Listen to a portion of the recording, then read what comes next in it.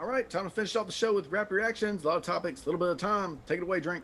Let's roll, baby. The Washington football team has released reigning comeback player of the year, Alex Smith, as they attempt to get younger at quarterback. How would you assess his time in DC? I think Alex Smith, he's an inspiration to us all. The way he overcame all those 17 surgeries, I believe it was. At some point, multiple points, no one really expected him to come back and play. And then, we saw what he did last year coming back, 5-1 and 6 starts in the regular season. Big reason why Washington made the playoffs. I think it's unfortunate the way his time has ended there, but hopefully, I think he intends on continuing to play, and I hope he gets an opportunity somewhere to start. Kansas Jayhawks have placed football coach Les Miles on administrative leave after allegations of inappropriate behavior surfaced dating back to his time at LSU. Your reaction? Listen, they said Les Miles was a little different. We just didn't know how different he was. But I'm not. Listen, this is a LSU. This is a culture thing for LSU, and I'm not trying to bag on LSU. Just what I'm saying, just because they're the rivalry and everything. But listen, they going through stuff right now, and it's not even with Les Miles. To be honest with you, it's stuff with Ed Orgeron, and it was stuff with like they have a culture that lets a lot of stuff slide that shouldn't slide. So not only should they be looking at Les Miles, they need to look at the top of that administration and see what's going on, like why they have such a bad culture when it comes to sexual assault, domestic violence, all these other things, man. That LSU as a whole just need to get it together and figure out this is year 2021, not 1997. You can't just go around just doing whatever you want to do. It's a it's a different world now. I understand the good old boys club where you could say some stuff and everybody laugh it off. That ain't this. That's done. That's gone. Dead. So that whole program needs to be looked at and needs to kind of get back into the fold of what's going on. But Les Miles jacked up. They tried to push him out the door, and thought it wasn't going to come back, and it did. And now it affects Kansas now because now they can't do what they need to do because Les Miles got to be put on administrative leave because of some bull back in the day. So let's hope that get cleared up, and whoever need to be adjudicated get adjudicated. Let's see where they go, but LSU need to do better. Atlanta Hawks forward DeAndre Hunter is making progress in his return from a right knee surgery as he has been cleared for unrestricted weight room work and progressive on the court drills. However, he is still multiple weeks away from his return. Your thoughts? It's one of those stories where I'm like, give me the so what of the story, and they still haven't announced a date for his return. We know how good he was before he got hurt. He's definitely making some strides. Maybe he would have been in the most improved player conversation. I know one thing. I bet Lloyd Pierce wish he was back and hadn't got hurt. I know that. The NBA has fined Donovan Mitchell and Rudy Gobert of the Utah Jazz for comments they made about the officiating and their loss to the Philadelphia 76ers earlier this week. Were those fines warranted? Um, hey, Donovan Mitchell, absolutely his is warranted, without a doubt. Rudy Gobert, if they had not done it, I wouldn't sit here and complain about them not getting fined, I guess. But they did fine them, so you just can't say nothing about the refs. It's that simple. Like, I got it. You get frustrated, you say whatever, and if you say something, you're gonna get fined, whether it's very minuscule or not. The rule book don't say if you say 5 words or less, you won't get fined. It just say don't say anything about the officials. They made that clear. So if you say something to them in the game, after the game, in the press conference, at any given time, you're gonna get fined.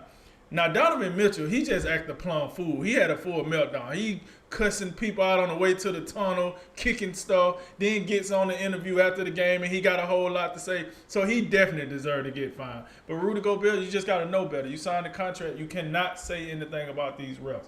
It's plain and simple. It is what it is.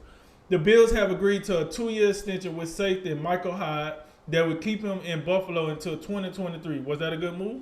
Yes, always thought the Packers should have kept him way back when before he left Green Bay, and this is a good move by Buffalo to extend him. That secondary back there with him, Jordan Poyer, Tre'Davious White.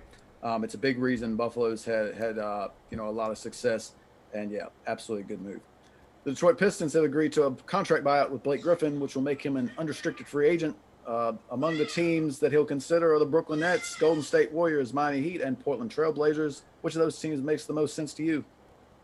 Um, I would say honestly, I say the Golden State Warriors. Nah, because you got Draymond Green. Eh, I don't like. I understand why the Brooklyn Nets is the leader. Let me say this: Brooklyn Nets are the leader to get him, and I understand why. They need size, but it's just like you can't put too many names on one team. Maybe the Portland Trailblazers. He might not want to go back out west, but the Portland Trailblazers. Why? That big man always hurt. So if you go there, you get hurt. They just add you to the list. But if you go there and shine, now you the big man that they've been waiting on since LaMarcus Aldridge left. So maybe the Portland Trailblazers is a good one. Miami, I don't know. You got Bam Adebayo, you got Olenek, all those guys we talked about in the earlier session. I don't really think you care to have them in Miami. So I'm gonna say the Portland Trailblazers is probably the Portland Trailblazers is the best fit. But if he wants a ring, the Brooklyn Nets is the best fit. If that makes sense, that's how I look at that. The Broncos have placed the franchise tag on safety Justin Simmons for the second consecutive season. What are your reactions to this move? I hope it's just a stall tactic to give him more time to give Justin Simmons a long term deal. I'm not a fan of teams using the franchise tag on the same player in back to back years, unless it's Kirk Cousins. But Justin Simmons, he's a model citizen. He's played every snap for the past 3 years. I believe he was an All Pro last year. Active in the community. If there's anybody on the Denver Broncos that deserves a contract extension, it's Justin Simmons. So I hope they get it done. Last night on pay-per-view at the Dort Federal Event Center in Flint, Michigan, the WBC, WBA, IBF, and WBO World Women's Super Welterweight titles were on the line in a boxing main event between champ Clarissa Shields and contender Marie-Eve Desser. Drink, what stood out the most in Shields' performance last night? She's just the truth. That's all I can say. She the best woman boxer on the planet. Pound for pound, it don't matter. She move up and down weights. Like one fight she'll be at 168, the next fight she at 145. Like it's ridiculous. She's just the GOAT.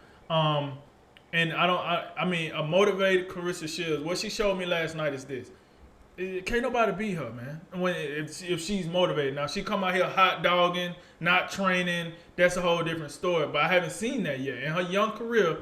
The Olympics and what she's been doing on the pro run, she's the best, man. She's the best women boxer on the planet right now, and I don't see nobody beating her. I don't really see a whole lot of holes in her game, unless she get hurt or something. But as far as what I seen last night, she's just the best, man. So it's gonna take a hell of a woman fighter to beat her. Maybe she need to go over there and cross over and try to fight Amanda Nunes. That's the only person I see that can beat her. But she the GOAT in her right too. So that'll be a hell of a fight. Eagles center Jason Kelsey is putting off retirement and will return for his 11th season along with a reconstructed contract. Big deal, little deal, or no deal? No deal. Jason Kelsey, Eagles, with or without Jason Kelsey, I got a strong suspicion they're going to be pretty bad. So I think if Kelsey wanted to continue to play, maybe he should have went on somewhere else. Maybe he should go to Kansas City, play with Travis Kelsey. Anyways, last one tonight on UFC 259. It is Blachowicz versus Adesanya on ESPN Plus pay-per-view at the UFC Apex in Las Vegas. Main event, it's a UFC light heavyweight title bout between the light heavyweight champion Jan Blachowicz and the middleweight champion Israel Adesanya. What you got, Drink? All right, now before I get into that prediction, I just want to say for those of you that that's interested in watching UFC 259 tonight, this title fight is only one of 3 title fights. It's the main event. The co-main event will be between Amanda Nunes, the women's GOAT in UFC and with MMA, versus the number 2 contender Megan Anderson. That'll be for the women's featherweight title, 145 if you need to know the weight. And then the third title fight would be for the men's bantamweight title, which the champion Peter Yan versus the number 1 contender Aljamain Sterling for the bantamweight title. But as far as this go, hey man, I'm gonna have to take Adesanya. Like, listen, he weighed in yesterday. He weighed in at 200 and a half. The limit for light heavyweight is 205. So he's under the weight by quite a few pounds. But here's the deal. what I see with Adesanya is what I seen with McGregor on his rise. He's just not as vulgar and disrespectful as McGregor was on his rise up. But what he's doing, his game plan is very similar, and I like it because I notice it. What he wants to fight Blanovich because this is his first title defense. He just won the title in his last match. And what Conor McGregor had showed people was this is why he became the double champ so fast. He beat a legend, which Asanya has done already. Beat a legend for the first title, and then the second title he just moved up and beat a guy that had not defended the title yet in Eddie Alvarez. For McGregor.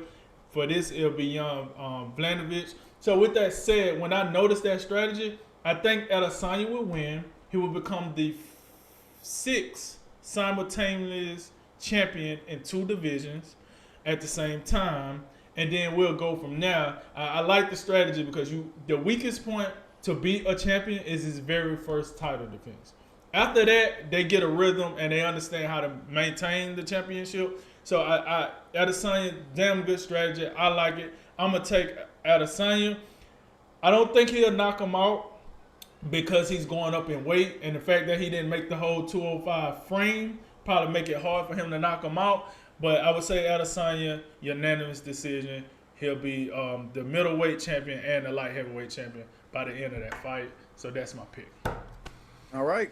That concludes today's Drink of Wisdom. Thanks for joining us. As always, listen, like, share, and subscribe. We'd appreciate it all. I'm Jay Wise. I'm Nathan Drinker, and remember, make tomorrow better than today, and make today better than yesterday. And you know what we gonna do. We gonna holler at you until next time, baby.